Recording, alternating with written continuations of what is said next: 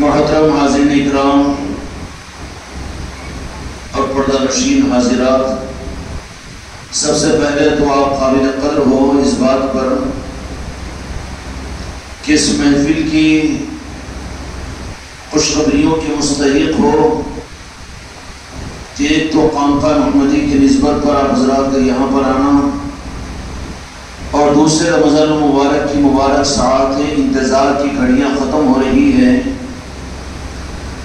اور ہر ایمان والے کا قلب سلیم آسمانوں کی طرف متوجہ ہوئے کہ کب رمضان المبارک کا چاند نظر آئے گا اور اس کی رحمت اور برکتوں کے دروازے کھل جائیں گے۔ وہ رمضان المبارک جس پر اللہ تبارک و تعالیٰ کی طرف سے زمین والے اس کا اہتمام کیا کرے، اس کا انتظام کیا کرے، اور ان کا انتظار کرنے کی سعادتیں کن قلوب کو نصیب ہوگی۔ بالمقابل آسمان کے اوپر اس رمضان المبارک کا وہ انتظام اور وہ استقبال کیا جاتا ہے۔ جو سعید روحیں ہوں گی اور جو سعید قلب ہوگا وہ یقیناً رمضان کی آمد کا انتظار کرے گا اور اس کی خوشیوں کا اہتمام کرے گا، اور اس کے انتظار کی کٹھن لمحات کو گزارنا بڑا مشکل ہو جائے گا۔ اور یہی ہوگا کہ چاند کے نظر آنے کے اوپر اپنے مزاج کو، اپنی طبیعت کو، اپنے آرام کو، اپنے مزاجوں کو چھوڑ کر ایک لخت سب کچھ کو ہٹا کر مسجدوں کی صفوں میں نظر آ جائیں گے۔ یہ مبارک مہینہ وہ مبارک مہینہ ہے کہ روئے زمین پر رہنے والے سارے امتیوں کے اندر میں اس بات کی تصدیق کرتا ہے کہ زمین پر اللہ کی نگاہ کے اندر میں سعید بندے کون ہیں، خوشبخت بندے کون ہیں، بالمقابل اس کے لیے کہ جن کو شعبان کے مہینے اور رمضان کے مہینے کے اندر کوئی تمیز زندگی کے اندر میں کوئی فرق محسوس نہ ہونے دے، بلکہ رمضان کا نام لے تو صرف عید کی خوشیاں انہیں یاد آئے، رمضان کا نام لے تو صرف ان کو اچھے کپڑے اور اچھے چپل کی فکر ہو، رمضان کا نام لے تو انہیں افطار اور سحر کی دعوتوں پر دماغ ہو۔ وہ تو میرے دوستوں، میرے بھائیوں، آسمانی دنیا والوں کے پاس میں اتنے قدر نواز لوگوں میں نہیں ہوں گے، بلکہ خطرہ ہے تو جہاں کے مالک میرے آقا محمد رسول اللہ صلی اللہ علیہ وسلم کے ارشاد کا مفہوم یہ ہے کہ رمضان المبارک کا مہینہ میری امت پر آتا ہے تو میری امت کے بدنصیبوں کو خوش نصیب بناتا ہے، اور گمراہوں کو ہدایت کا تحفہ دے کر جاتا ہے، جہنمیوں کو جنت میں پہنچا دے کر جاتا ہے، بدبختوں کو نیک بخت بنا کر جاتا ہے۔ لیکن بعضے میرے کلمہ پڑھنے والوں کے اوپر یہ مہینہ حجت بن جاتا ہے کہ پھر یہ مہینہ ان کے لیے بدبختی کی سند بن کر جاتا ہے اور بدبختی کی مہر لگا کر جاتا ہے۔ چنانچہ ایک حدیث مشہور ہے کہ تو جہاں کے مالک میرے آقا منبر نبوی پر مسجد نبوی کے اندر اپنے حیات ظاہر کے اندر ایک سیڑھی پر پیر مبارک کو رکھا، قدم مبارک کو تو فرمایا کہ آمین، دوسرے پر قدم رنجا ہوئے تو فرمایا کہ آمین، اور تیسرے پر قدم مبارک رکھا تو فرمایا کہ آمین۔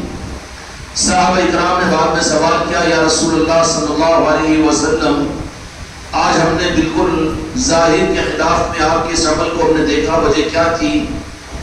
تو فرمایا کہ جبرائیل میرے پاس میں آئے تھے اور آ کر انہوں نے بدعائیں کی میری امت کے لیے، یہ فرما دیا کہ ہلاک ہو جائے وہ شخص جو رمضان کا مہینہ پائے اور پھر بھی اپنی مغفرت نہ کروا لے۔ میں نے کہا آمین۔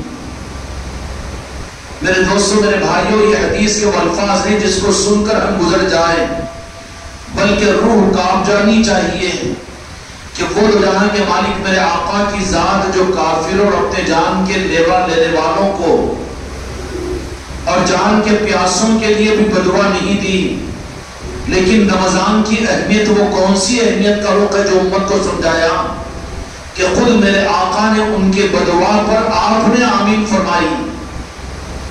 یہ بھی ممکن ہو سکتا ہے کہ جبرائیل امین نے اگر بدعا دی کہ ہلاک ہو جائے وہ شخص جو رمضان پائے لیکن اپنی مغفرت نہ کروا لے، تو پھر میرے آقا یہ بات فرما دیتے کہ اتنی سخت بدعا میں آمین نہیں کہوں گا، اس لیے کہ جبرائیل امین کی بدعا قبولیت کی کی تصدیق نہیں تھی، لیکن میرے آقا دو جہاں کے مالک محمد رسول اللہ صلی اللہ علیہ وسلم کی آمین۔ اب کوئی گنجائش نہیں ہے کہ کوئی مسلمان ہو رمضان کا مہینہ پائے اور اس کی قدر نہ کرے، نہ روزوں کا اہتمام ہو، نہ نمازوں کی فکر ہو، نہ تراویح ہو، نہ افطار کا نظام ہو، نہ سحر کا معاملہ ہو، رمضان کو حاصل کرنے کی فکر نہ کرے اور خود اپنے تہہ میں اپنے مزاج اور اپنے پیٹ پالن کی بنیاد پر رمضان کے روزوں کو یہ کھا جائے اور روزوں کو نہ رکھیں اور تراویحوں کا اہتمام نہ کریں۔ فکر نہیں تھی جبرائیل امین کی بددعا کی، لیکن اگر ذرہ برابر بھی ایمان تمہارے میرے اندر میں اگر ہو تو جان چلی جائے، لیکن یہ جان بوجھ کر بغیر عذر کے روزے کو چھوڑ دے، یہ مسلمان سے ممکن نہیں ہے۔ جبرائیل امین علیہ السلام نے کہا ہلاک ہو جائے وہ شخص کہ جو رمضان کا مہینہ پار اپنی مغفرت نہ کروا لے، اپنی بخشش نہ کروا لے۔ فکر کی بات نہیں تھی، لیکن وہاں پر دو جہاں کے مالک میرے آقا نے اپنی ناراضگی کا اور اس کلمہ پڑھنے والے کی بدبختی کا اعلان فرمایا اور فرمایا کہ آمین۔ اب میرے آقا کی آمین نے ہلاکت میں کوئی کسر نہیں رکھی۔ اس لیے میرے دوستوں، میرے بھائیوں اور میرے عزیزوں، جان بوجھ کر رمضان کی قدر کا نہ کرنا اپنی بدبختی کا اعلان کرنا ہے۔ جان بوجھ کر روزوں کا نہ رکھنا اور جان بوجھ کر رمضان کی تراویحوں کا اہتمام نہ کرنا اور جان بوجھ کر رمضان کے مہینے کو عام مہینے کی طرح سے گزار دینا اور جان بوجھ کر رمضان کی اہمیت اور عظمتوں کو نظر انداز کر دینا، یہ کوئی اور بات نہیں بلکہ بڑی بدبختی کا اعلان ہے کہ ہم خود اپنے آقا کی طرف سے یہ بددعا پر اپنے کو اس گروہ کے اندر میں داخل کرنے کا ثبوت دے رہے ہیں کہ جہاں پر جبرائیل امین نے بددعا کی اور وہاں پر میرے آقا نے آمین کہہ دی، اب اس کی ہلاکت اور بربادی میں کوئی کسر رہے گی؟ اس کی بدبختی کے اندر میں کوئی شک رہے گا کہ کوئی مسلمان ہو اور روزہ رکھنے کے قابل ہو وہ روزہ نہ رکھے اور کوئی مومن ہو اور اس کے باوجود روزوں کو چھوڑ دے؟ میرے دوستوں، میرے بھائی اور میرے عزیزوں، یہ ناممکن بات ہے۔ اللہ تبارک و تعالی ہم کو اور آپ کو سعید بندوں میں شامل فرمائے۔ یہ رمضان کا مہینہ سعادت مندی کا مہر لگانے کے لیے آتا ہے، تصدیق کرنے کے لیے آتا ہے۔ اس لیے میرے بچوں اور میری بچیوں، اس رمضان کے مہینے کو عام مہینہ مت سمجھو اور اس مہینے کے اندر میں خود کو منافق ثابت کرنے کی کوشش مت کرو، خود کو جہنمی ثابت کرنے کی کوشش مت کرو، خود کو مرتد ثابت کرنے کی کوشش مت کرو، بلکہ اپنی سعادت مندی اور سعید ہونے کی دلیل دو کہ کوئی روزہ ہم سے نہ چھوٹے، کوئی تراویح ہم سے نہ چھوٹے۔ رمضان میں دیکھ کر ایک طرف تو ماحول یہ ہے کہ برادران وطن غیر کلمہ پڑھنے والے تو سمجھے کہ رمضان کا مہینہ مسلمانوں کا مہینہ ہے، یہ روزوں کا مہینہ ہے، اور یہ مسنڈا اور یہ مسنڈی کہ صرف اپنے پیٹ کی بھوک کو خاطر اور تھوڑی سی خواہشات کے خاطر بدبختی کا ثبوت دے کر رمضان کا اہتمام نہ کرے، اس سے بڑی بدنصیبی اور کیا ہوگی؟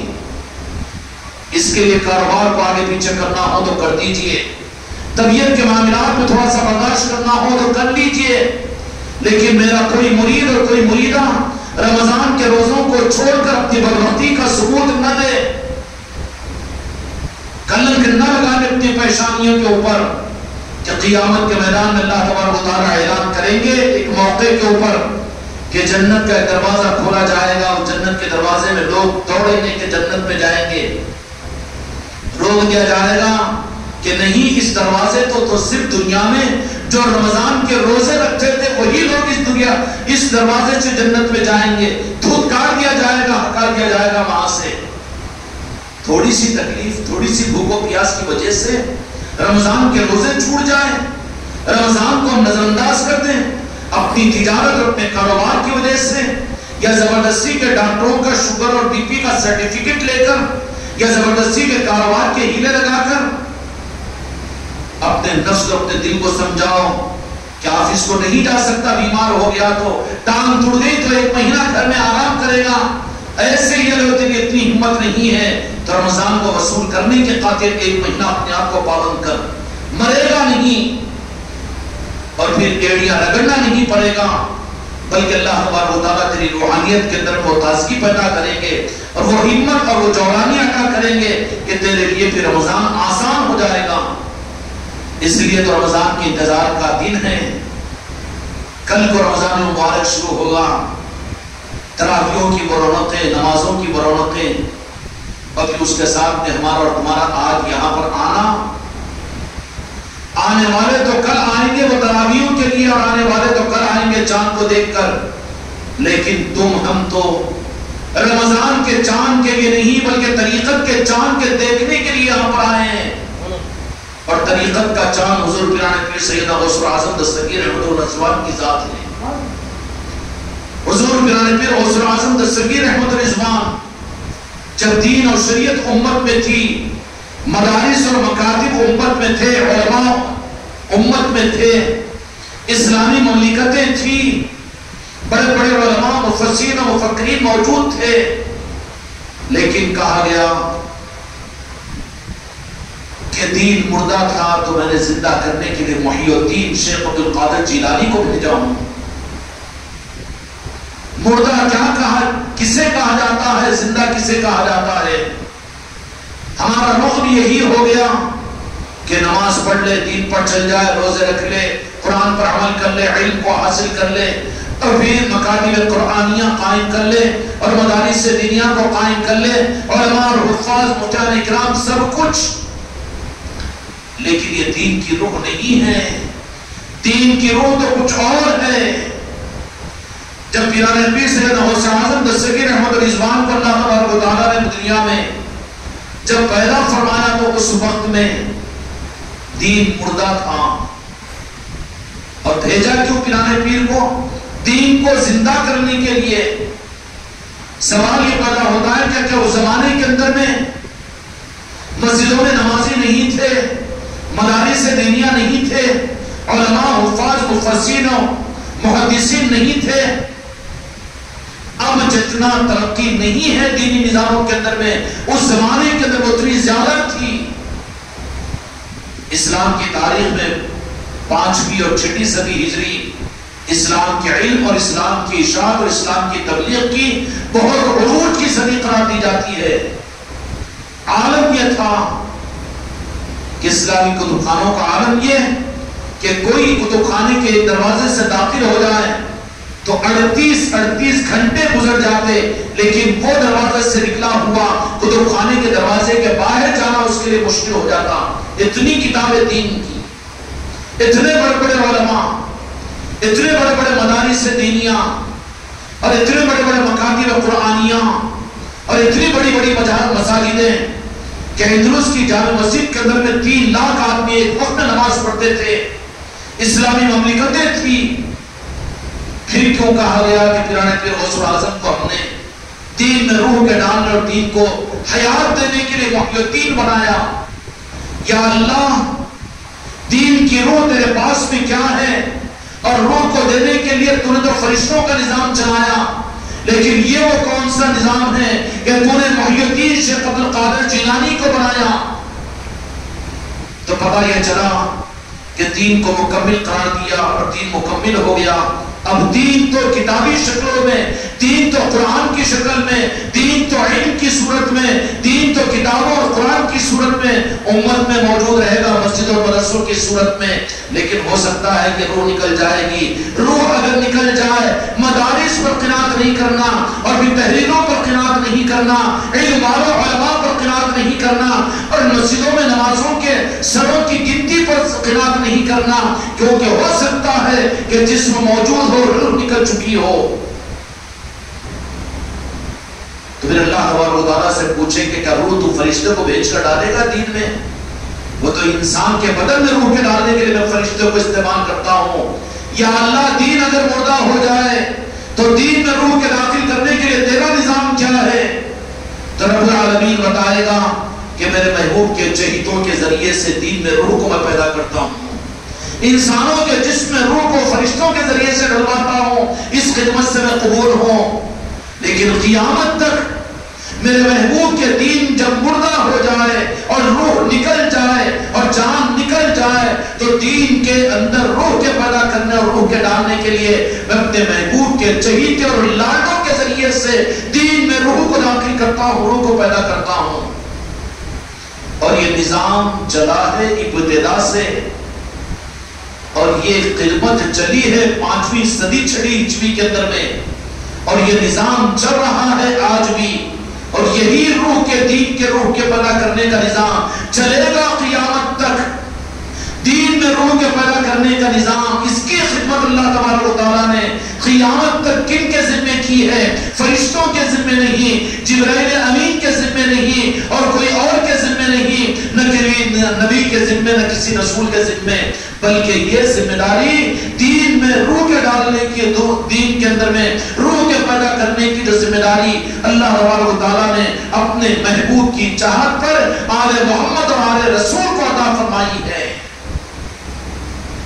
یہ خدمت خدا نے فرشتوں کو عطا نہیں کی، کرام کاتبین کو نہیں، نکیرین کو نہیں، جبرائیل امین کو نہیں، اسرافیل کو نہیں، اسرائیل کو نہیں، بلکہ دین میں روح کے پیدا کرنے کی. جب بھی دین کے اندر میں روح نکل جائے گی، رسم رہ جائے گا. بڑی بڑی مسجدیں، بڑے بڑے مدارس، بڑی بڑی لائبریریاں، بڑی بڑی تحریکیں، بڑی بڑی جماعت، 59 مسلمانوں کی حکومتیں ہاں ہو سکتی ہے، لیکن یہ بھی ممکن ہے کہ دین کے سارے یہ جسم کے اعضاء موجود ہو لیکن روح غائب ہے. دین کی روح کیا ہے اور روح کے داخل کرنے کا اور روح کے ڈالنے کا رب کی طرف سے انتظام کیا ہے، کم از کم اس کو سمجھ جائیں تو یہ بات سمجھ میں آ جائے گی. اللہ تبارک و تعالیٰ انسان میں روح کو تو فرشتوں کے ذریعے سے ڈالتا ہے، روح کو نکالتا بھی فرشتوں کے ذریعے سے، لیکن دین کے اندر روح کو ڈالنے کے لیے خدا فرشتوں کو یہ خدمت نہیں دیا، بلکہ یہ خدمت میرے مصطفیٰ کی چاہت پر اپنی آل علی اور آل محمد کو عطا فرمائی کہ جہاں پر مسلمانوں میں جان ڈالنے کا مسئلہ ہو تو فرشتوں سے ڈروائے گا، حیوانوں کے اندر روح کے ڈالنے کا مسئلہ ہو تو پھر اللہ فرشتوں سے ڈروائے گا. ساری خدمتوں کو اللہ تبارک و تعالیٰ فرشتوں سے لے گا. لیکن اپنے محبوب کے دین کو، چونکہ دین خدا کی نظر میں بڑا قیمتی ہے، بڑی عظمت والا ہے، خدا کی نظر میں دین بڑا قیمتی ہے، اس میں سے اگر روح نکل جائے تو یہ روح فرشتوں کے ذریعے سے یہ دبائے گا کہ جاؤ جبرائیل امین روح ڈال دو دین کے اندر میں، نہیں. جاؤ اسرافیل تم جا کر دین میں روح کو ڈال دو، بالکل نہیں. بلکہ اللہ تبارک و تعالیٰ نے اپنے محبوب سے پوچھا کہ دین میں روح کے ڈالنے کے لیے یہ خدمت، تو دو جہاں کے مالک میرے آقا نے فرمایا کہ یا اللہ یہ خدمت تو میری آل کو عطا فرما دیجیے. اور دین کی روح کیا ہے؟ دین کی روح خدا کی قسم نسبت مصطفیٰ ہے، اس کے علاوہ کچھ نہیں ہے. دین کی روح نماز اور روزہ زکوٰۃ و حج نہیں ہے. دین کی روح بڑے بڑے مکاتب قرآنیہ دینی اور دنیا کے جلسے تنظیمیں اور مسلک و جماعت نہیں ہے. دین کی روح خدا کی قسم میرے آقا دو جہاں کے مالک کی محبت اور میرے آقا کی نسبت ہے. دین کی روح یہ ختم ہوتی ہے تو دین مردہ ہوتا ہے، اور یہ جتنی زیادہ بڑھتی چلی جائے گی اتنا زیادہ دین تر و تازہ ہوتا چلا جائے گا.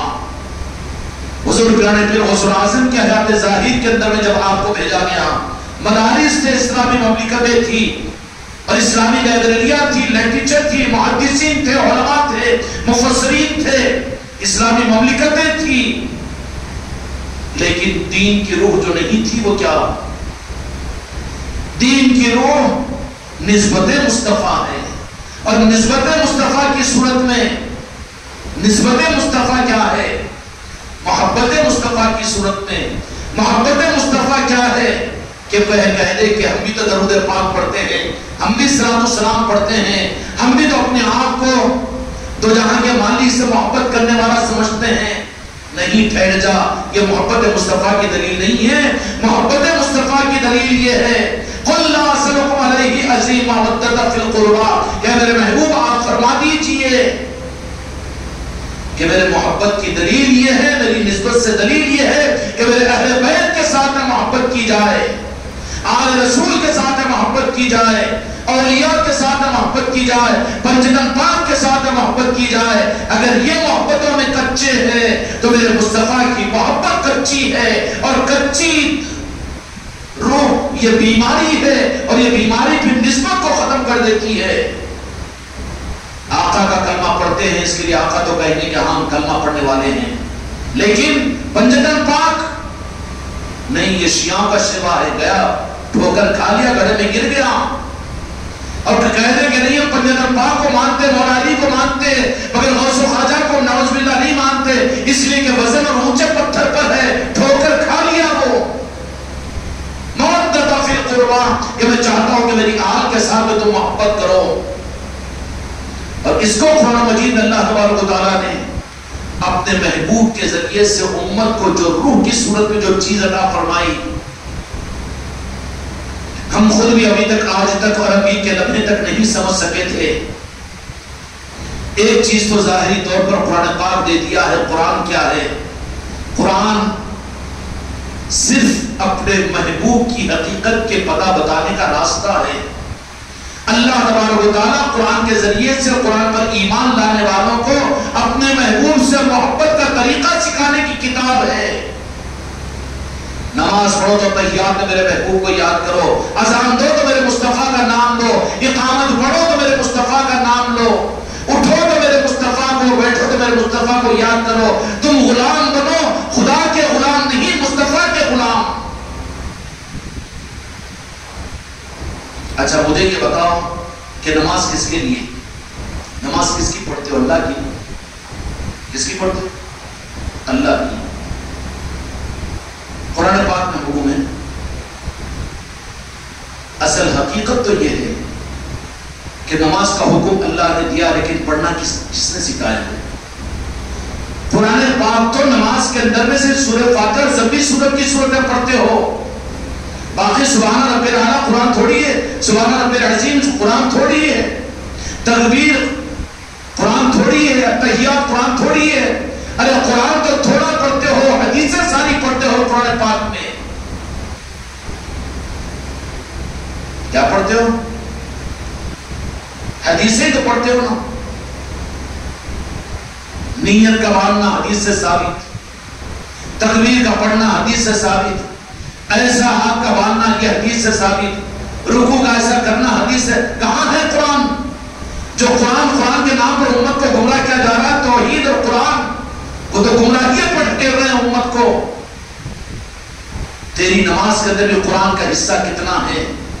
سورہ فاتحہ سبھی سورت، باقی سب حدیثی حدیث ہے نا، میرے مصطفیٰ کی نقل ہی تو نقل ہے نا۔ رکوع کیوں کر رہا ہے؟ کیا خدا نے بتایا رکوع ایسا کر؟ تو کیا سمجھ میں آئے گا کہ میرے مصطفیٰ نے ایسے کر کے بتایا؟ میرے مصطفیٰ کو یاد کرنا ہی تو نماز ہے۔ سجدہ خدا نے کر کے بتایا، جبرائیل امین کو بھیج کر بتایا تجھے کہ سجدہ ایسا کر۔ سجدہ کرے گا تو کیسا کر رہا؟ خدا کی منشا کے مطابق جیسے مصطفیٰ نے کیا تھا۔ تو کہو اللہ نے تمہارے نماز کے اندر بھی صرف قرآن کے اتنے حصے کو رکھا ہے، باقی سب حدیثی حدیث تو ہے۔ اب کہ اس واسطے ہم اپنے آپ کو اہل حدیث کہتے ہیں، اہل حدیث کم ہے، اہل حدیث زیادہ ہے۔ تو اس لیے کہ تو اہل حدیث اپنے آپ کو اگر کہتا ہے تو اہل حدیث ہونے کی دلیل یہ ہے کہ وہاں پر اللہ نے اس بات کا حکم دے دیا کہ تم مجھ سے میری نبوت پر ایمان کی وجہ سے صرف میری محبت کا دعویٰ مت کرو، بلکہ تم میرے اہل بیت کے ساتھ میں محبت کرو، تو میری محبت میں مانا جاؤں گا اور رب بھی میری محبت کو قبول کرے گا۔ تو پھر یا رسول اللہ کس کی محبت کرو؟ مولا علی سے محبت کرو، حسنین کریمین سے محبت کرو، سید کائنات سے محبت، پنجتن پاک سے محبت، بس کافی ہے؟ نہیں۔ مودۃ فی القربہ، کہ آپ کی حال میں جو بھی آئیں گے، جو آ چکے ان سے بھی محبت، جو موجود ہے ان سے بھی محبت، اور قیامت تک جو آئیں گے ان سے، ارے ان سے بھی محبت کرنا، ہاں کرنا پڑے گا۔ تو تیری محبت اللہ کی بارگاہ میں قبول ہوگی۔ پھر کون آئیں گے؟ جو آئے ہو تمام اہل رسول، اولیاء کرام، ان سے بھی محبت نہیں۔ میں ایک سلسلے کا آدمی ہوں، خالی میرے پیر کی، میرے سلسلے کی میں کر لیتا ہوں مجلس سے، ان کی محبت ہے۔ ارے چل خود غرض ہے بیٹا، خود غرض ہے، دھوکہ دینے کے چکر میں۔ جتنے اولیاء ہیں ان سب سے محبت، ان سب کی یاد، ان کی نسبتوں کی محفلوں میں جانا، ان کی نسبتوں کی محفلوں کو اپنے گھروں میں کروانا۔ اور پھر حیات میں جو اولیاء یا اولیاء کے نظام لے کر چلنے والے ہیں ان سے بھی محبت۔ روڈ چلتے ہوئے اگر کوئی غوث اعظم کا نام لے لے، غریب نواز کا نام لے لے، ماتھے پر چوم لیجئے، کیونکہ محبت کا ثبوت ہے وہ، یہ ثبوت دینا پڑے گا۔ اچھا یہ تو پھر ٹھیک ہے۔ اور جن کے دامن کے تھامنے سے، جن کی نسبتوں سے، جن کی خانقاہوں سے اور جن کے نسبتوں کے ذریعے سے آل رسول کی پہچان ہو، سو خواجہ کی پہچان ہو، ان سے بھی محبت۔ ہاں تجھ کو اپنی جان سے زیادہ محبت کرنا پڑے گا اس سے۔ پیر پرستی مطلب خود غرضی کے لیے، کاما بنانے، کاما کے نکالوں کے لیے، کیا کلیا بات کا پتہ سمجھا ہے پیران کامل کو؟ نہیں، محبت کا حق دینا پڑے گا۔ کتنی محبت؟ بیوی سے زیادہ محبت، اولاد سے زیادہ محبت، ماں سے زیادہ محبت، وطن سے زیادہ محبت، حتیٰ کہ اپنی جان سے زیادہ محبت۔ محبت میں جتنا آگے بڑھے گا، حق کا اتنا ثبوت تجھے تیرے لیے ثابت کیا جائے گا۔ پیر سے نہیں، خالی اطاعت کرتے نا، ہم چکر میں پڑ گیا ہے۔ پیری مریدی محبت کا راستہ ہے، محبت کا راستہ ہے۔ اطاعت مولانا بول دیے، میں سن لیا، میں عمل کر لیا، تو کتاب بتا دی اور تقریر کر دیے، یہ راستہ نہیں ہے۔ یہاں تو محبت ہے، اور محبت اپنی سانسوں سے زیادہ محبت ہو، اور محبت کا مرکز دل ہے، جسم نہیں ہے۔ دل میں ٹوٹ کر محبت، کہ جن کے ذریعے سے آل رسول ملتے ہیں ان سے محبت۔ اچھا یہاں تک تو قبول ہے۔ اس کے بعد میں پھر آگے بھی جو اولیاء آئیں گے، ہمارے بعد میں آئیں گے، وہ کیا ان سے بھی محبت؟ ہاں ان سے بھی محبت تجھے اپنا ثبوت دینا پڑے گا، تب تیری محبت میرے مصطفیٰ سے اللہ کی نگاہ میں قابل قبول ہوگی۔ آگے قیامت کے قریب میں حضرت سیدنا امام مہدی علیہ السلام تشریف لائیں گے، جو نبی نہیں ہوں گے بلکہ ولی ہوں گے۔ ان سے بھی محبت تجھے کرنی پڑے گی، ان سے بھی محبت تجھے کرنی پڑے گی، پہلوں سے بھی، جو موجود ہے ان سے بھی، اور جو آگے آنے والے اولیاء ہیں ان سے بھی محبت کا ثبوت دینا پڑے گا۔ جب تیری آل رسول سے محبت مکمل ہوگی۔ اور کیوں محبت کریں ان سے؟ اس لیے کہ اللہ تبارک و تعالیٰ نے گھڑی بندھی کیا ہوگا سب بولو پونے 8 جتنے وہاں تو 8:15 ہو گئے۔ ہاں میں کیا کروں؟ چل گئی گھڑی کو اس سے میں ہوں، پونے 8 چھوڑے۔ آل رسول سے محبت، جو محبت کریں، جو محبت کریں، اس لیے کہ آل رسول کی محبت پنجتن پاک کی محبت ہے۔ پنجتن پاک کی محبت تو جہاں کے مالک کی محبت ہے، اور تو جہاں کے مالک ہی کی محبت اور منزل خدا کی رضا اور خدا کی محبت ہے۔ قرآن مجید میں اللہ تبارک و تعالیٰ نے میرے آقا کے بارے میں یہ بات ارشاد فرمائی، قد جاءکم من اللہ نور و کتاب مبین، کہ ہم نے قرآن پاک کو، کتاب مبین سے مراد قرآن پاک ہے، جس کو 3 پاروں میں آپ لوگ سنیں گے خانقاہ کے اندر میں۔ غریب نواز کا کرم ہے، شکر ادا کیجئے کہ اس 15ویں صدی کے اندر، اس مغرائیت کے ماحول کے اندر ہمارے تمہارے لیے ایک نظام دیا ہے۔ اس نظام کے اوپر سمجھ میں آئے سے اتنا چلا ہے، جتنا ہوا اتنا کر رہے، اس سے زیادہ آپ سے نہیں ہوتا۔ بڑا کم ہمت بزدل ہے تو، اتنا ہی تو تجھے کرنے کے لیے کہا جا رہا ہے جتنا کہ تو نہ چاہنے کے باوجود بھی کر سکتا ہے، کمزور سے کمزور بھی کر سکتا ہے۔ سمجھ میں آ رہے کہ نہیں؟ اس لیے جو نظام خانقاہ محمدی میں مستورات کے لیے بھی سارے خانقاہوں، سادات خانقاہوں کے اندر، 8-9 خانقاہوں کے اندر میں 3 پارے کی تراویح کا نظم ہے۔ کوئی میرا مرید اور مریدان یہ 3 پاروں کی تراویح سے محروم نہ رہے، بالاہتمام وہاں پر پہنچے۔ اور 3 پاروں کی تراویح، اس لیے کہ تمہارے اوپر خدا کے غضب کا پنجہ پڑنے سے بچانے کے لیے کہ قیامت کے میدان میں قرآن پاک تمہارے خلاف میں مقدمہ دائر نہ کرے، تمہاری بیگم، تمہاری اماں، تمہاری ساس اور تمہاری بہن، تمہاری بیٹی، قرآن قیامت کے میدان میں اگر یہ کہہ دے کہ میرا مقدمہ ہے ان کے اوپر کہ انہوں نے سال میں پڑھا اور مجھے نہیں سنا یا نہیں پڑھا، تو قرآن پاک کا مقدمہ سے تمہاری بیوی کی گردن تم بچا سکتے ہو، بہن کی بچا سکتے ہو، بیٹی کی بچا سکتے ہو۔ بچانے کا انتظام بغیر پیسے کے خرچ کے خانقاہوں میں آ جاؤ اور اپنے بیوی، اپنے بچے اور اپنی بیٹیوں کو، اپنی بہنوں کو، اپنے پڑوسیوں کو 3 پارے کی تراویح کے سننے کے لیے اگرچہ پیر پر ہاتھ بھی رکھنا پڑے تو رکھو، لیکن محروم مت ہونے دو ان کو۔ اس کے لیے نظام بنا لیں، کل کا 1 دن باقی ہے، سہولت کے لیے آٹو کر لیں، 1000-2000 کی بات ہوگی 10 دن کے اندر میں کہ یہاں پر 8:30 بجے خانقاہ کو آ جانا ہے، ابھی تراویح کے بعد یہاں سے واپسی ہے، آٹو کی بات کر لے، خود بھی یہاں اپنے ساتھ میں اور بھی اپنے خاندان والوں کو، اپنے رشتہ داروں کو اور اپنے پڑوسیوں کو، اپنے بہن بیٹیوں کو کہنا کہ 3 پاروں کی تراویح کے سننے کے لیے بہن تم بھی چلو، سہیلی تم بھی چلو، خالہ تم بھی چلو، نانی تم بھی چلو۔ اے کمبختو، آخروں کے دنوں کے لیے 1000 روپے برباد کرتے ہو، گھر کے بازو والوں کی شادی ہو تو 1000-2000 کا آخر دیتے ہو، لیکن 3 پاروں کی تراویح کے سننے کے لیے تم ان کو لے کر آؤ اور تم ان کے اوپر خرچ کرو، پھر تمہارا شمار اللہ تبارک و تعالیٰ قرآن کے سنانے والے سعادت مند بندوں میں شامل کرے گا تمہیں۔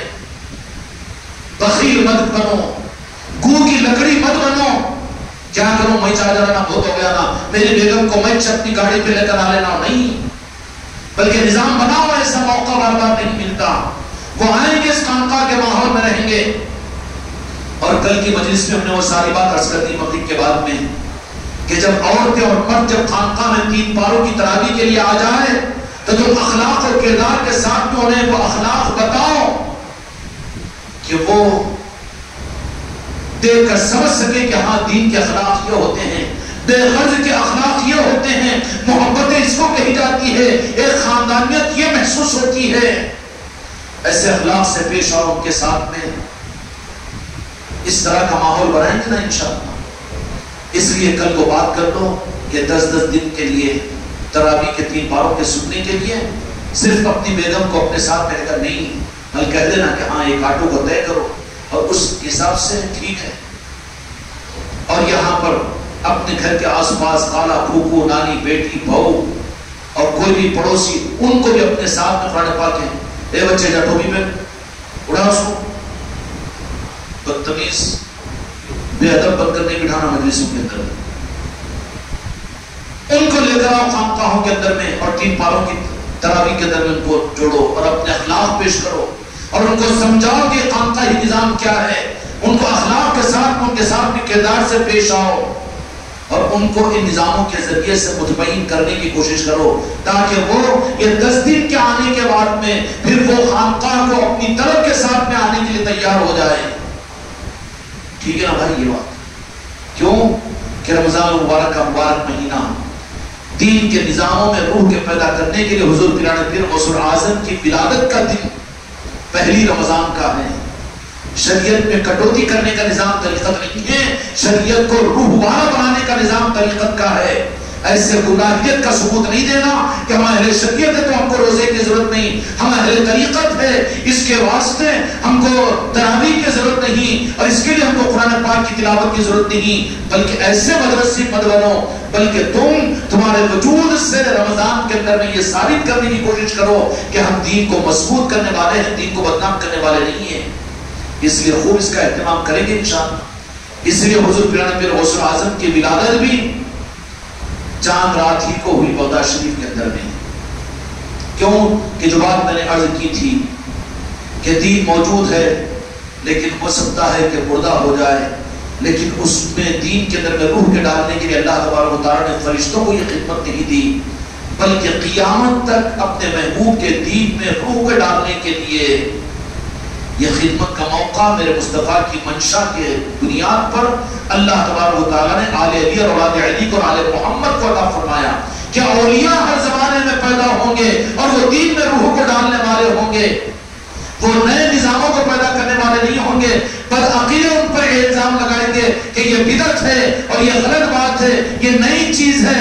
نئی چیز نہیں ہے بچے، تو نئے زمانے میں پیدا ہوا، دجال کے قریب کے زمانے میں بدعقیدہ پیدا ہوا ہے، اس لیے تجھے نئی بات معلوم ہو رہی ہے. اصل بات تو وہی ہے جو خانقاہوں سے اولیاء کے ذریعے سے دنیا میں چلی، اس لیے کہ تجھے تک تو دین پہنچا انہی اولیاء کی حفاظت کے ذریعے سے تو دین تجھ تک پہنچا ہے. ورنہ قرآن کی حفاظت تیرا باپ کیا، اسلام کی حفاظت تیرا دادا کیا، تیرے باپ دادا کو کلمہ انہوں نے پڑھایا. اگر بیٹا کہہ رہا ہے تو جھاپڑ مارو، دانت توڑو اس کے کہ نیا نظام ہے یہ، جہالت کی ہوگی. بابا تم بھی جاؤ خانقاہ کو اور تم ہی کر لو ذکر کی مجلس، تم ہی جانا، ہمارے گھر میں نہیں ہونا دینا. تو اگر اختیار ہے تو بڑھاپے میں ہمت کر کے ایک دانت پر مارو، دانتوں میں سے خون نکالو کہ ناخلف اولاد تو پیدا نہ ہو، مر جا تو اچھا ہے. جو مر جائے گا پیڑا پاک ہو جائے گا، کیونکہ بدعقیدہ تیری قبر پر مٹی ڈالے گا تو ہو سکتا ہے اس کے نوزت سے عذاب آ جائے گا وہاں پر. ایسی اولاد کس کام کی؟ ہونا چاہیے کہ نہیں ہو چاہتا؟ دین کو زندہ کرنے والے اولیاء اور دین کو زندہ کرنے کا نظام روح کے ڈالنے کی ذمہ داری اللہ نے اولیاء کے حوالے کی ہے. وہ جو روح کے ڈالنے کی، دین کی روح میں نے فرمایا کہ نسبت مصطفیٰ محبت مصطفیٰ ہے، اور یہ ایک نور کی صورت میں اللہ تبارک و تعالیٰ قیامت تک رکھے گا. نور کی صورت میں قرآن اللہ تبارک و تعالیٰ نے دے دیا. میرے آقا نے جو فرما دیا کہ اللہ کی کتاب اور اللہ کی بات، تو وہ بن گیا. قرآن کتابی شکل میں تمہارے پاس میں آ گیا اور 30 باریں تم قرآن پاک کے سنیں گے. لیکن ایک چیز قرآن مجید کے مطابق میں اللہ تبارک و تعالیٰ نے ایک نور کی صورت میں قیامت تک رکھا ہے. قد جاءکم من اللہ نور و کتاب مبین. پہلے نور کا تذکرہ، بعد میں کتاب کا تذکرہ ہے. تو پتہ کیا چلا کہ نور والے افضل ہے بہ اعتبار کتاب کے. آج کتاب اور قرآن تو ہر جگہ بتائی جاتی ہے، لیکن اولیاء کو چھپا دیا جاتا ہے. زیادتی ہے زمانے کی، گیارہویں ہے یہ امت کو گمراہ کرنے کی، اس لیے کہ جن سے دین ملا پہلے وہ ہے، اس کے بعد میں قرآن پاک ہے. سمجھ میں آیا؟ نور و کتاب مبین. تو اس اعتبار سے نور، قد جاءکم من اللہ نور، ہم نے نور بھیجا تمہاری طرف میں، نور کو بھیجا. تو اب نور کی صورت میں میرے مصطفیٰ کی ذات تشریف لائے آیا. اس کے بعد میں اللہ نے یہ بات کہیں پر نہیں فرمائی کہ نور بھیجا تھا ہم نے واپس بلا لیا، نہیں، نور بھیج دیا. اب وہ نور، کتاب تو 30 باروں کے اندر میں موجود ہے. امام تراویح کے اندر میں سنائے گا، لقمہ بھی دے گا، پڑھے گا بھی، پڑھائے گا بھی، سنیں گے بھی، سنائیں گے بھی، ہے نا. لیکن وہ نور کہاں ہے؟ ذرا تحقیق تو کرو اس کی. نور نہیں ہے، نور نہیں ہے تو کیا ہوگا؟ سامنے پڑی ہوئی چیز اگر آنکھوں کے اندر میں روشنی ہے تو سانپ کو رسی سمجھ کر پکڑ لے گا اور رسی کو سانپ سمجھ کر چھوڑ دے گا. ہوگا کہ نہیں ہوگا؟ قیمتی رسی بیگم لا کے رکھے، ڈر کے بڈھا اندھا ہے، چھوڑ دیا، پھینک دیا باہر، انگا لگا دیا اس کو. اب بڈھی آگے دیکھنی کیوں، جلا دی کیوں؟ جی تم یہ رسی تھی میں لا کے رکھی نا 500 روپے کی، ارے میں پکڑا تک سانپ نیچے دکھی، اس واسطے انگا لگا دیا. میں ماٹھی پڑو تم پہ. اندر سے یہ پریشانی کہ رسی کو سانپ سمجھ کر جلا دیا. یہ تو ہو رہا ہے نا مسجدوں میں، مدرسوں میں، مسلک اور جماعتوں کے اندر میں. یہ قرآن قرآن قرآن، ہاں قرآن ہے بابا، مگر تیرے اندر میں نور نہیں تو قرآن کیا کام کرے گا تیرا؟ پھر اندھا، اچھا جا تو بیگم غلطی ہوگی، بڈھی مجھے معاف کر دینا، ایک بار 500 روپے تمہارا نقصان ہو گئے، وظیفہ تو میں تم کو 500 دیتا ہوں، فکر نہ کرو، ٹینشن نہ کرو، اچھی بات ہے. اب گمان یہ ہو گیا کہ جہاں بھی بلکھائی ہوئی چیز دکھی تو وہ رسی چھوڑی. تو بڈھے کے امتحان کے واسطے پلنگ کے نیچے پھس کے بڑا چوٹا ڈال کے بیٹھ گیا. ارے یہ رسی بیگم لا کے اچھا پکڑ کے اٹھا کے پلنگ پہ رکھا. کیا ہوگا؟ تھے سمجھ میں آئی؟ بیگم بولی تھی نا کہ رسی خرید کے لائی، تو بیگم خرید کے سنا کہ احمد سدھار بڈھی کو بھی پوٹوں کو لات مار، اولاد کو بھی دور کر. اگر وہ حق کے نظاموں پر نہیں ہے، لکم دینکم ولی دین، ضرورت نہیں ہے ایسوں کے ساتھ میں رہنے کی. سدھار سنبھالنے کی ذمہ داری ہے تمہارے میرے اوپر، ذمہ داری ہے، ورنہ اس سے بری نہیں ہوں گے. بڈھی کی بات یاد آ گئی، 500 روپے کی رسی تو اکارت ہو گئی، لہذا چٹے کے اوپر یوں ٹکڑا نیچے یہ بڑا پٹھا ڈال کے سانپ بیٹھا ہوا ہے. ارے رسی دکھ رہی کیا ہے، یہ گل گل کرا میں رسی ہے. پھر بھٹیا کے چڑچڑی میں آ کے ماری کی میرے کو، اٹھا کے پٹھے کو لے جا کے پلنگ پہ ڈالا خود کے. کیا ہوگا کیا ہوگا جی؟ آج تک انہیں سوٹے رہے گا پھس پھس پھیس نکال لیتے ہوئے. کیوں رہے بھئی یہ مصیبت کیوں؟ اندھا تھا انہوں نے، اندھوں سے یہ آفت ہے. پہلے نور نسبت مصطفیٰ خدا کی قسم، اس کے بعد میں قرآن ہے. میرے آقا کے تشریف لانے کے بعد جنہوں نے قرآن کو پکڑا ذات مصطفیٰ کو چھوڑا وہ منافق بن کر ہلاک ہوئے، جہنم میں گئے. ہم 15ویں صدی کے اندر میں آقا کی نسبتوں کو چھوڑ دے، قرآن کو ہاتھ میں لے لے کہ سانپ ڈس کر ہلاک کر رہا ہے. ان کو فتنے وجود میں آ رہے ہیں، مسلط بنا رہے ہیں، دین کو بیچ کر کھا رہے ہیں. یہ پھر کیا کرنا پڑے گا؟ اس نور کی تحقیق کرو کہ نور آ جائے، آنکھوں میں روشنی آ جائے. وہ نور کیا ہے؟ قد جاءکم من اللہ نور، نسبت مصطفیٰ، محبت مصطفیٰ ہے. اب وہ تو میرے آقا جب آئے تھے اس وقت میں نور کی صورت میں، اب وہ نور ہم کو کہاں ملے؟ اللہ نے فرمایا کہ نور نے ہمیں بھیج دیا، واپس نہیں بلایا. وہ نور اب رہے گا قیامت تک. میرے محبوب کی امت کو جو طالب ہوں گے، جو چاہیں گے، ان کو یہ نور ملے گا. یا رسول اللہ ہم کو نور عطا کیجئے، تو میرے مصطفیٰ پنجتن پاک کی طرف میں بھیجیں گے، غوث و خواجہ کی طرف میں بھیجیں گے. وہ جو نور میرے مصطفیٰ کی نسبت سے آیا، آپ کی آل محمد میں نقل ہوا ہے. نور صحابہ اکرام رضی اللہ عنہم نے میرے مصطفیٰ کے ذریعے سے حاصل کر لیا، صحابہ بن گئے. پھر وہ نور اب چونکہ قیامت تک امت کو دینا ہے، وہیں پر روک نہیں دیا، بلکہ کیا کیا کہ اس نور کو اللہ تبارک و تعالیٰ نے میرے آقا کے ذریعے سے سید کائنات فاطمہ الزہرا سلام اللہ علیہ کے در میں منتقل فرمایا. سید کائنات فاطمہ الزہرا سلام اللہ علیہ کون ہے؟ خدا کی قسم نور ہے، وہ نور مصطفیٰ ہے. کیا ہے وہ؟ نور مصطفیٰ ہے، نور ہے وہ. کہ سید کائنات فاطمہ الزہرا، اب یہ سید کائنات بولے بھی تو بیٹا یہ شکرہ چھوپے کی آنکھوں کا یوں دیکھتا جو انہوں سیاہ ہے نہیں کیا ہے کی. ارے تیرے بلیا کے بچے، یہی تو ایمان کی پنجتن پاک کی نسبتیں ہیں جو تیرے ایمان کا ثبوت ہے. سید کائنات نور والی تھی، وہ نور میرے مصطفیٰ کا سید کائنات میں منتقل ہوا. اس کے لئے میرے آقا نے فرمایا کہ سیدہ میرا جگر گوشہ ہے، دل کا ٹکڑا ہے. سید کائنات کے بارے میں فرما دیا. اور کیسا نور ہے اس کی تفصیل میں جانے کا موقع نہیں. ہاں رمضان مبارک کے اندر محفل تمہاری خانقاہوں میں ہوگی. رمضان کی کسی تاریخ میں سید کائنات کی اس دنیا سے پردہ ہونے کی تاریخ کی محفل بھی خانقاہوں میں ہوگی. اس وقت میں سید کائنات کے بارے میں سننے کے لیے آئیے، اپنی مسورات کو بھی لائیے. سید کائنات نے میرے مصطفیٰ کا نور جو قد جاءکم من اللہ نور جو فرمایا، وہ نور سید کائنات میں منتقل ہوا. پھر وہ نور سید کائنات کے ذریعے سے دو ذاتوں کے اندر میں منتقل ہوا، امام حسن و امام حسین علیہ السلام کے اندر. کہاں منتقل ہوا؟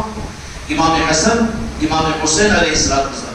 مرج البحرین یلتقیان بینہما برزخ لا یبغیان. یہ دو موتی تھے جو منتقل ہوئے امام حسن و امام حسین کی صورت میں. سید کائنات کی نور کی امانت کو لے کر امام حسن و امام حسین کے نور مصطفیٰ ہے. کیا ہے؟ نور مصطفیٰ ہے. اب پھر اللہ تبارک و تعالیٰ کا نظام چلا کہ اب نور کی تقسیم آل علی ہی سے دنیا میں چلے گی. امام حسین علیہ السلام نور، تو آپ کے نور سے سید امام زین العابدین رضی اللہ عنہ نورانی بن کر اس دنیا میں ظاہر ہوئے. اور آپ کی اولاد میں، آپ کی آل کے اندر میں امام باقر علیہ السلام، امام جعفر صادق علیہ السلام، ائمہ طریقت، یہ نور والے ہی نور والے تھے. امام حسن علیہ السلام کے نور کو وہاں پر روک دیا گیا کہ اب چلنے تو امام حسین علیہ السلام کا، اس لیے کہ شہزادے مصطفیٰ نے 50 سال آقا کی دنیا سے پردہ فرما کر نہیں گزرے، لیکن اپنے نانا جان کے دین کے لیے اپنے 72 کو لے کر میدان کربلا میں خود کو شہید کروایا. اب ان کا نور ہی چلے گا، ان کا ہی نور چلے گا، اور انہی کی ولایت کا ڈنکا دنیا میں بجے گا. جتنے اولیاء حضور پیارے پیر غوث الاعظم تک تشریف لائے وہ سارے کے سارے حسینیوں میں تھے. یہ نور چلتا رہا حسینیوں میں. خواجہ امام حسن بصری رضی اللہ تعالیٰ عنہ، سیدنا جنید بغدادی، حضرت سری سقطی، بایزید بستامی، جنید بغدادی، یہ سارے اولیاء کرام حسینیوں میں سلسلے ولایت، یہ نور کا چشمہ اور نور کا سوتا امام حسین علیہ السلام کی آل میں چلتا رہا. کیا ہوا؟ 500-600 برس تک حسینی ہی آل کے اندر میں ولایت چلتی رہی. تو جہاں کے مالک میرے آقا نے فرمایا کہ دوسرا شہزادہ بھی امام حسن علیہ السلام ہے نا، امام حسن علیہ السلام. تو کہا کہ ٹھیک ہے، ترازو کے 2 پلٹوں کو بھی کوئی پلٹے کو ہلکا نہیں رکھیں گے. کیا کیا کہ ٹھیک ہے، امام حسن علیہ السلام کی آل میں 500 برس کے بعد میں سیدنا شیخ عبد القادر جیلانی رحمت و رضوان کو بھیجا اور پیدا فرمایا اور کہہ دیا کہ تمام اولیاء کی گردنوں پر پیران پیر غوث الاعظم کا قدم مبارک. پلڑا بھاری ہو گیا، پلڑا بھاری ہو گیا. نور کا نظام اب حسنی اور حسینی بنیادوں پر قیامت تک چلتا رہے گا، حتیٰ کہ امام مہدی علیہ السلام بھی جو آئیں گے وہ یہی نور اور نور والوں کے نور کا مرکز ہوں گے. وہ حضور پیران پیر غوث الاعظم دستگیر جن کے ولادت کی نسبت کی مہدی حق اور آپ کو یہاں پر منانے کی سعادت حاصل ہو رہی ہے. یہ وہ نورانی شخصیت ہے، یہ نور کی وہ قندیل ہے کہ جس کا اہتمام ہماری تو قسمت ہے کہ ہم کو تم کو اس 15ویں صدی میں خانقاہ محمدی والوں کو نصیب ہوا. یہ ورنہ جشن ولادت حضور پیران پیر غوث الاعظم تو عرش پر بھی منائی جاتی ہے، اولیاء کے پاس منائی جاتی ہے. تو جہاں کے مالک بھی اس پر خوشیاں مناتے ہیں کہ کیسے بن کر آئے، وحی الدین بن کر آئے. اور اولیاء کی تاریخ یہ ہے کہ آنے کے بعد ان کا تعارف ہوا، لیکن حضور پیران پیر غوث الاعظم رحمت و رضوان کا معاملہ یہ کہ آپ کے آنے سے پہلے تو جہاں کے مالک نے ان کا تذکرہ فرمایا. امام حسن عسکری رحمت اللہ علیہ نے اپنی آل کو بلایا اور بلا کر کہا کہ دیکھو بیٹا، ہم جا رہے ہیں، لیکن یہ جبہ مبارک ہے جو مصطفیٰ نے ہمارے پاس میں رکھا ہے، امانت ہے. یہ 6ویں اور 5ویں صدی ہجری کے اندر میں پیران پیر غوث الاعظم جن کا نام عبد القادر ہوگا اور وہ بغداد کے اندر پیدا ہوں گے، گیلان اور جیلان کے اندر میں، ان کی امانت ہے، یہ تم اپنے پاس سے محفوظ رکھنا. جب وہ تشریف لائے تو اس وقت میں یہ امانت ان تک پہنچا دینا. کہاں سے انتظام ہو رہا ہے؟ ارواح عالم کے اندر میں میرے بچے نے اس منقبت مولا، منقبت حضور پیران پیر غوث الاعظم میں جملے کے اندر میں اشارہ بھی کیا. بہت اچھا لگا کہ انبیاء کی کانفرنس میں جو غیر نبی نہیں تھا تو جبرائیل امین نے کہا کہ ایک چہرہ تو غیر نبی کا نظر آ رہا ہے. تو جا کے مالک نے مسکرا کر کہا کہ ہے غیر نبی لیکن میرا لاڈلا ہے، وہ شیخ عبد القادر جیلانی ہے. کون ہے؟ پیران پیر. ہماری قسمت کہ کن کے غلام ہیں، کن کے نام لیوا ہیں. مر جاؤ، خاندانوں کو قربان کر دو، آل اولاد کو برباد کر دو.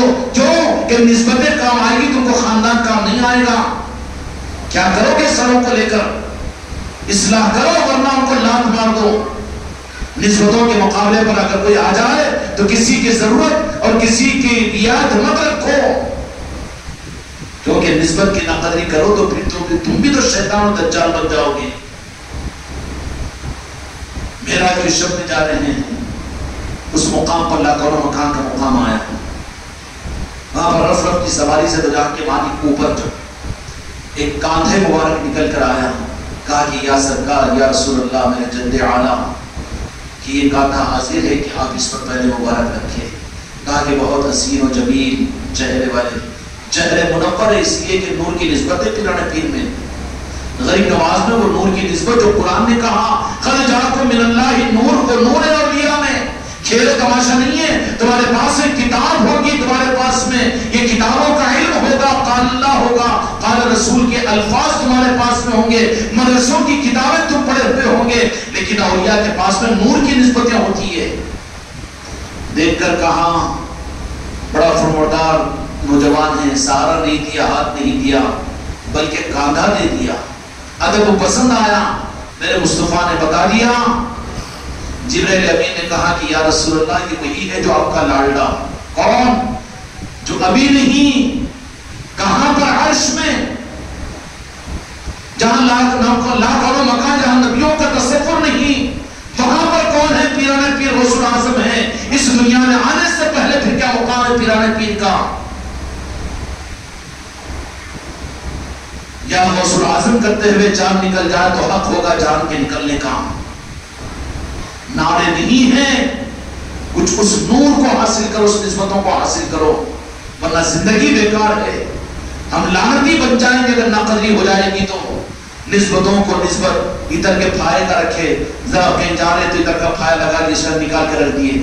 یہ اس کا نظام ہے، یہ خانقاہ کا نظام. اولیاء کا نظام یہ ہے ارے مر کر اپنے ساتھ میں لے آنے کی ہمت رکھو اپنے اندر میں، تو پھر کام کی بات ہے. ادھر کا پھایا کے خوشبو کے لیے رکھے پھر نکال دیے پھر لگ، یہ کیا چیز ہے؟ یہ کہ جب سمجھ میں آیا، جب خانقاہ کا نظام جب سمجھ میں آیا، جب اولیاء کا نظام اس کے بعد میں رکھ دیے، چشتیہ رومال بھی اس کے بعد میں رکھ دیے، ٹائم نہیں ملا، نہیں ہوا، میں روزہ نہیں رہا، میں تراویح کو نہیں آیا. یہ کیا چیز ہے؟ یہ دھوکے بازی ہے. یہ تو جیسے ہی دو جہاں کے مالک میرے آقا نے قدم مبارک رکھا تو بڑے با اخلاق معلوم ہوئے. تو پوچھا جبرائیل کیا معلوم نہیں تھا میرے مصطفیٰ کو؟ خدا کی قسم معلوم تھا. کون ہے؟ تو کہا کہ کوئی لاڈلا آپ کا شہزادہ جو 500 برس کے بعد میں آپ کی امت میں پیدا ہوگا، جس کا نام عبد القادر ہوگا، گیلان یا جیلان میں وہ پیدا ہوں گے. تو کہا کہ اچھا ٹھیک ہے، بڑا فرماندار ہے. یہ فضیلتیں ہیں. تو جہاں کے مالک میرے آقا نے اپنی آل کو بتائی کہ تمہارے ہی شہزادوں کے اندر میں ایک حسنی نسبت لے کر عبد القادر پیدا ہوں گے اور ان کو یہ میرا جھوپا دینا. اور امانت میں ائمہ طریقت کے اندر میں انہوں نے وہ جھپا اپنی آل کو عطا کیا اور کہا کہ جب وہ ظاہر ہو جائیں گے اس وقت کی امانت کو تک پہنچا دینا. کس کا انتظام؟ سرکار سیدنا جنید بغدادی رضی اللہ تعالیٰ عنہ 30 صدی ہجری میں ہیں، ممبر پر بیٹھے ہوئے ہیں، خطبے کے درمیان میں کہا کہ آپ کا قدم مبارک میری گردن پر میں نے قبول کیا. سرکار جنید بغدادی رضی اللہ تعالیٰ عنہ ابھی حضور پیرانے پیر غوث الاعظم ظاہر میں دنیا میں تشریف نہیں لائے، آپ سے پہلے کے بزرگ ہیں جن کو خود میرے پیرانے پیر بھی اپنا شیخ کہتے ہیں. جنید بغدادی رضی اللہ عنہ کو وہ شیخ خود یہ کہہ رہے ہیں کہ میں نے آپ کے قدم کو اپنی گردن پر قبول کیا ہوں. وہ ہے سرکار حضور پیرانے پیر غوث الاعظم کی ذات کہ جن کی ولادت کی مجلس کے لیے تم ہمارا آپ یہاں پر جمع ہیں. ایک نگاہ کرم یا غوث الاعظم ایک نظر بھی دیکھ لیں گے، خدا کی قسم کام آ جائے گی. آپ کی محبت میں، آپ کی ولادت کے خوشی میں محفل سجی ہے. جنید بغدادی رضی اللہ عنہ سے پھر ان کے شاگردوں نے، مریدین نے، ان کے خلفاء نے، ان علماء نے پوچھا کہ یہ معاملہ کیسے؟ تو کہا کہ ہاں عالم روحانیت کے اندر میں اللہ تبارک و تعالیٰ نے بتایا کہ تمہارے آگے کی 2 صدیوں کے بعد میں وہ پیدا ہوں گے، لیکن ان کا مقام یہ ہے کہ ہر ولی کے گردن پر ان کا قدم ہوگا، جن پر قدم نہیں ہوگا وہ ولایت سے محروم رہیں گے. تو میں نے اس کو قبول کیا. تو کہا کہ میں ملنا چاہتا ہوں اللہ تعالیٰ. تو کہا کہ اس وقت میں وہ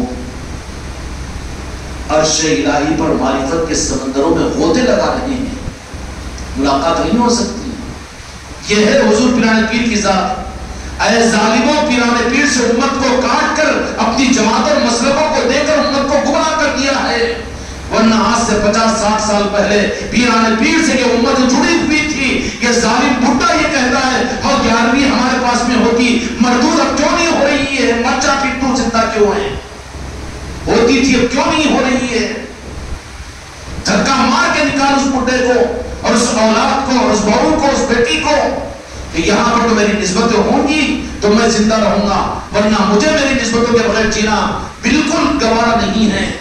ہوتی تھی کیوں نہیں ہو رہی؟ سوال یہ ہے نا، کیوں نہیں ہو رہی ہے؟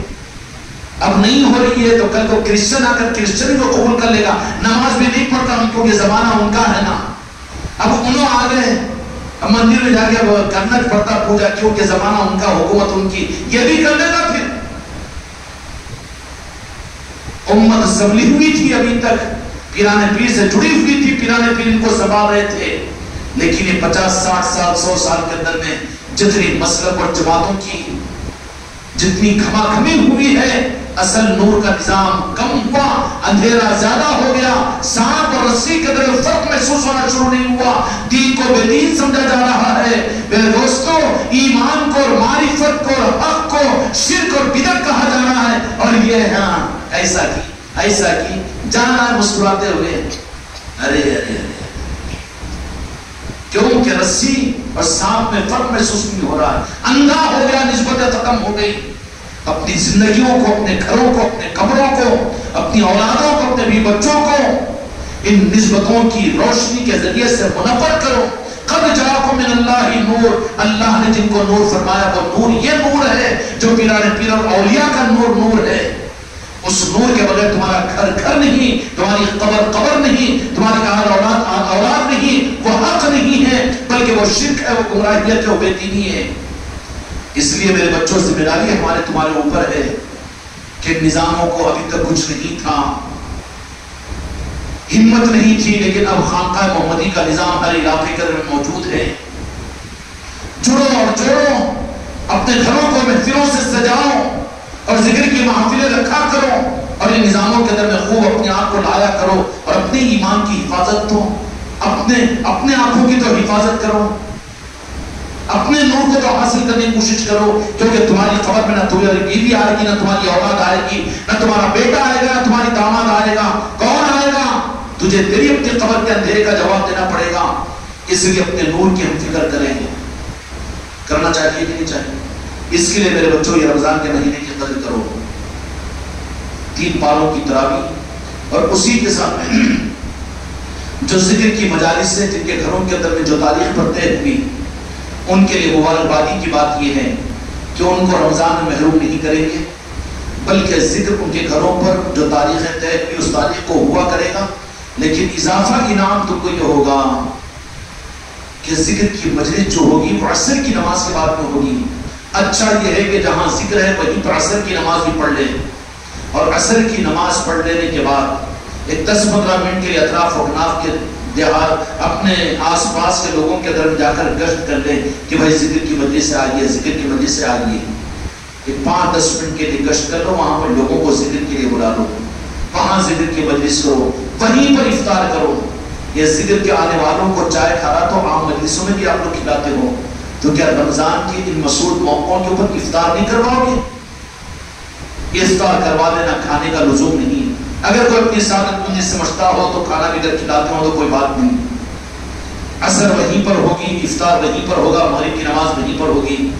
مغرب کے بعد میں انشاءاللہ پھر فارغ ہو کر وہ لوگ عشاء کی تیاری کے لیے پھر خانقاہ کو آ جائیں گے۔ اس طرح روزانہ ذکر کی مجلسیں عصر کے بعد میں ہوا کریں گی، کیوں بھائی ٹھیک ہے انشاءاللہ؟ روزانہ عصر کے بعد میں پھر ہوا کریں گی۔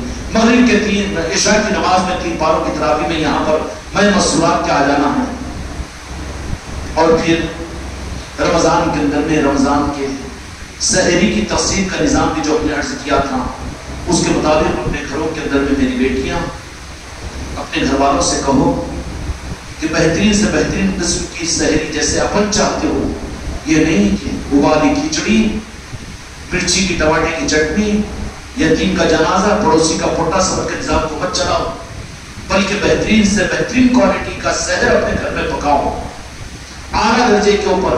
صرف اپنے اپنوں کے اندر میں اپنے کو بھی دو، ان کا حق ہے، لیکن ایسے لوگوں کو جو تمہارے نظام سے دور ہے، اولیاء کے نظام سے بہت دور کر دیا گیا، ان کو بیچاروں کا قصور نہیں ہے، بلکہ تم بھی اگر ان کو قریب نہ کرو تو پھر وہ قریب کیسے ہوں گے، حق کو کیسے قبول کریں گے؟ اس لیے ایسے لوگوں کے پاس میں لے جاؤ، جا کر دستک دے کر کہو کہ سحر آپ کی خدمت میں لائے ہیں، اس کو قبول کر کے آپ احسان کیجئے۔ تو نے تو چمک کر بدعقیدہ تم کو جو دیکھیں گا، میں تمہارے پیر کو گالی دیتا نہ کہ تمہارے نظام کو گالیاں دینے والا تو میرے پاس میں اتنی رات میں کیوں آئے؟ یہ لے کر آپ احسان کیجئے، قبول کیجئے۔ تو میں نے کہا کیا ہے یہ؟ تو سحر ہے، یہی نظام ہمارے خانقاہ محمدی کا ہے، اور خانقاہ محمدی کا نظام غریب نواز اپنے زمانے میں اجمیر میں سحر میں لوگوں کے گھروں پر پہنچایا کرتے تھے۔ اب جتنا تم سمجھا سکتے ہو اس کو کھلا کر سمجھاؤ، سمجھا سکتے کہ نہیں؟ خالی میسج یا فون کر لیتے آ جاؤ ذکر کی مجلس سے آ جاؤ، پوری عمر گزر جاؤ، کچھ کام نہیں ہوگا۔ اپنا خرچ کر کے اپنے جیبوں کو ہلکا کر کے سحر پکاؤ 5، 25، 50 آدمیوں کی، اور خود اپنے ہاتھوں سے لے جا کر ان لوگوں کو بھی دو جو نظام سے قریب نہیں ہے، ان لوگوں کو یہ نہیں پیر بھائی اس کو دے رہا انہیں اس کو دے رہا، اس کو انہیں دے رہا انہیں اس کو دے رہا، میں چکمری کی پٹلوئی، فاتحہ کی جلیبی، اپنا بگارا کھانا، خود پکانا، اپنا پنچ کھا لینا، یہ نہیں ہے یہ نظام، بلکہ نظام سے قریب کرنے کے لیے کیا کرنا ہے نا؟ لوگ افطار پارٹی کر کے افطار میں کھلاتے نا دعوتیں بڑی بڑی، تو خانقاہ محمدی والے سحر بڑھا کر بناؤ اپنے گھروں میں بانٹو، کیا میاں قیوم چھٹی کسی کو نہیں، لے لے کے روٹیاں بیٹھ جاؤ، میں بیلن لے کر آتا ہوں، بیل کے ڈالیں گے روٹیاں، یہ نہیں بولنا ہمارے گھر میں نہیں ہوتا ہوگی، کیا بولنا؟ ہاں بہترین پکاؤ اور سحر تقسیم کرو، 25-50 آدمی کے پاس مل جا کر اپنے ہاتھوں سے انہیں دو اور بانٹو لے جا کر، سمجھ میں آئے گا ان کو کہ نہیں یہ اخلاق اور یہ کردار ہے، اور یہ اس زمانے کے اندر بھی یہ نظام ہے، سمجھ میں آئے گا کہ نور والوں کا نظام ہے۔ پیٹ بھرا تو نور ذرا اچھا سمجھ میں آتا نا جی؟ نہیں، اگر لنگر بنکر دے کے خالی محفلیں رکھے تو آگا مجمع بھی نہیں آتا یہاں پر، نہیں، اس کے بھروسے میں تو ماشاءاللہ یہاں پر ذرا دیر بھی ہوگی تو فرق نہیں پڑتا، کیا میں قیوم فرید ہے نہیں میاں ہے، ہاں انہیں کام کیا وقت آتا ذرا خاص، تو یہ چیز ہوتی ہے، تو وہ بھی ہے، چلو اس بات کی چلیے ہے، لیکن کھلا پلا کر ان کو بزرگوں کا نظام سمجھاؤ، کھلا پلا کر سمجھ میں بھی آئے گا، بجائے اس کے دور سے کھڑے ہو کر انہوں نے انہیں دیوبند دیا، اچھا تو کون ہے دیکھو منگوس کھانے کا چھالی، فاتحہ کے نام پہ کھا رہا، لنگر کے نام پہ کھا رہا، اور نیاز کے نام پر بھی کھا رہا، اور کھانا انکمنگ، پھر ہدیے بھی ہونا، پھر نذرانے بھی ہونا، ان کا ٹکٹ، ان کے پیسے، اور پھر لڑا کر جا رہا امت کو مروں گے ایسا، یہ ہے کیا بسوں گا تیرے پیٹ کو؟ ان سے زیادہ برا ہو گیا تو اپنا لگا کر اولیاء کا نظام سمجھا، خود کا خرچ کروا کر سمجھا، اور خود کی جان و مال کی قربانی کے ساتھ لگا کر، تو پھر یہ اپنائیت کا ثبوت ہوگا، پھر وہ بھی یہ سمجھیں گے کہ نہیں یہ صرف بولنے والا نہیں ہے، تیر مارنے والا نہیں ہے، بلکہ اپنا خرچ کر کے ہمارے نظام کو لے کر چلنے والا ہے۔ اور یہ کرم ہے میرے غریب نواز کا کہ یہ سعادت کوئی حماقت نہیں، لیکن خانقاہ محمدی والوں کو نصیب ہے، اس لیے رمضان کے مہینے میں میری بیٹیاں بھی اچھی طرح سے سن لیں، اگر مرد بھی تمہارے گھروں کے اگر انجان ہو رہے ہیں، احمد میاں سن کے باتیں بھول گیا تو آئے گی بابا تیری گھر والی، ہاں یاد دلانا احمد کو بھی، حسرہ یہاں پر دیکھو، ہاں نہیں حضرت بولے وہ تو پھر سحر پکا کے بھیج دیں گے 25 گھروں میں، کوئی تو بھی انکار کریں گے کہ مولانا کو لیا کے دینا، پھر دوبارہ انہیں سحر کھا لیا بیچارہ تو پھر جمعہ میں مخالفت کرتا کہ خانقاہ دیکھ کے خاموش بڑھ جاتا۔ طریقے ہے بابا سمجھانے کے نظاموں کو، تم لوگ کھانے چھوڑنے بنے تو انہوں بھی پھر فتوے دینے والے بنے، تم کھلانے والے بن جاؤ تو فتوے کی زبان بھی ان کی بند ہو جائے گی، اب یہ حکیم ہے کہ نہیں؟ اب اس کے وجہ تم بھی رکھے سکے بولو تو اب تنخواہ ادھر سے مل گئی، تمہاری مخالفت کرے تو خوش ہو کے اور تنخواہ دیتے، اب تم کھلانے پلانے کو تو چھوڑ دیے، اب ارشاد بھی لیا کہ شاہد بھی دے رہے، شاہد بھی ارشاد بھی کو دے رہے، کوئی گدھا کھجا من چل رہی ہے، تیرے میں کھجا تو میں تو کھجا نہیں، ایسے لوگوں کے پاس پہنچاؤ، کیوں کہ میرے آقاؤں نے فرمایا کہ اخلاق بد اخلاقوں کے ساتھ اخلاق برتنے پر اخلاق ہوتے ہیں، بدلے کا نظام نہیں ہے، اس لیے اپنے گھروں کو نور سے آباد کرنے کے لیے نور والے نظام کو زندہ کرو اپنے گھروں کے اندر۔ قد جاءکم من اللہ نور و کتاب مبین، کتاب مبین کے سننے کے لیے 3 پاروں کی تراویح کے لیے آؤ، اپنے بچوں کو لاؤ، اسی کے ساتھ میں یہ نور، آنکھوں کا نور جو رسی کو سانپ سمجھ نہیں دیتا، سانپ کو رسی سمجھ میں نہیں دیتا، کیوں نہیں چاہتے اچھی مثال ہے کہ نہیں؟ ہاں اس لیے قد جاءکم من اللہ، جو بیعت نہیں ہوئے کسی پیر سے اللہ تعالیٰ سے استخارہ کر کے بیعت بھی ہو جاؤ، ورنہ مادر ذات اندھا رہتا انہیں، مشکل ہے۔ پھر اگر ہے نسبت ہے کسی نہ کسی سے، جاؤ راجہ شاہ ولی کی چوکھٹ پر، سرکار کوئی اچھا پیر ہم کو دو، ضرور دیں گے وہ تم کو، محروم نہیں کریں گے مانگنے والوں کو، ضرور زندگی میں مل جائے گا، نسبت مل گئی پھر انشاءاللہ کمال بھی حاصل ہو جائے گا، کچھ نہیں تو نور۔ پورے وقت میں پھر یا پیر بولے تو قیامت کے میدان میں نافرمان تھا، مگر مجھے یہاں پر پکارا، کچھ تو بھی ساتھ دے دیتا انہیں، اور ایک مصیبت میں پکارا، میں جان دو، بڑے سخی ہوتے ہیں وہ لوگ، اگر وہ نسبتوں کو ہی حاصل نہیں کیا، دور دور ہی رہا چمک چمک کے، اب جب بھی پیر کی بات، آج کل پیرا کہاں ہے کہ ویسے تو برا ہے تو برے لوگ نظر آتے تجھے، اچھے کہاں نظر آتے پھر؟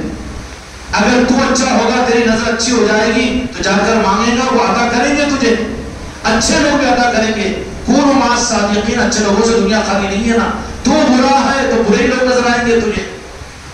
اس لیے کوشش کرو اس رمضان کے اندر میں کہ کوئی مسلمان بغیر پیر کی نسبت، ہمارے پاس نہ کو ڈالو کچرا پورا لا کے، ہم کو ضرورت نہیں ہے، جتنے ہیں اتنا کو سنبھالنا مشکل ہے، ہم کو حفظ نہیں ہے، لیکن کوشش کرو کہ تمہارے خاندان کا، تمہارے گھر کا، تمہارے سسرال کا اور کوئی کلمہ کو بغیر پیر کی نسبت کے نہ مرے۔ کیوں کہ اس موجودہ زمانے کے اندر جو بغیر پیر کے مرے گا، قیامت میں مسئلہ ہو جائے گا، اس کے لیے نجات مشکل ہو جائے گی، نجات بدعقیدگی کا ماحول ہے۔ کہیں نہ کہیں جمعہ کے اندر میں ایک نقطہ پہنچ جاتا، اولیاء کے پاس سے جانا شرک ہے، وہ ایسا کھٹ بول کے بیٹھ کے رہتا، وہ نکلتا ہی نہیں، اور ویسے ہی مرا اولیاء کا گستاخ بن کر، تو قیامت کے میدان میں اولیاء کے ہاتھ میں شفاعت ہوگی۔ اب ان کے گستاخ کی شفاعت مشکل ہو جائے گی نا جی؟ نہیں، اس لیے کوئی مسلمان بھی بغیر پیر کے نہ مرے، ایسی کوشش کرو، یہ ضروری ہے۔ پیر کی دکانداری نہیں ہے ہم سے، ہم کو مرید ہونا چاہو بھی تو ہم نہیں کرتے، ہم کو ضرورت نہیں ہے، لیکن مانگو ان لوگوں سے، اللہ تعالیٰ سے مانگو کہ کوئی قابل پیر ادا کرے۔ یا راجن شاہ ولی میری بہن کو، میری ماں کو، میری بیٹی کو، میرے بیٹے کو، میرے داماد کو، میرے سسرے کو، اللہ تعالیٰ یا راجن شاہ ولی آپ کوئی قابل پیر عطا کیجئے نا، ان کی طرف میں لے جا کر ان کو سلسلے میں داخل کروائیے نا، ضرور پھر وہ راستہ کھولیں گے۔ یہ ذمہ داری ہی کرنے کی۔ رمضان میں اتنی تو کوشش کر لو کہ کوئی مسلمان تک یہ پیغام نہ پہنچ جائے، ایسا نہ رہے کہ کوئی پیر کے بغیر اس دنیا سے نہ مرے۔ کریں گے انشاءاللہ۔ اللہ تعالیٰ ہم کو اور آپ کو حق کے ساتھ آگے بڑھنے کی توفیق عطا فرمائے۔ 9 بھی نہیں بجے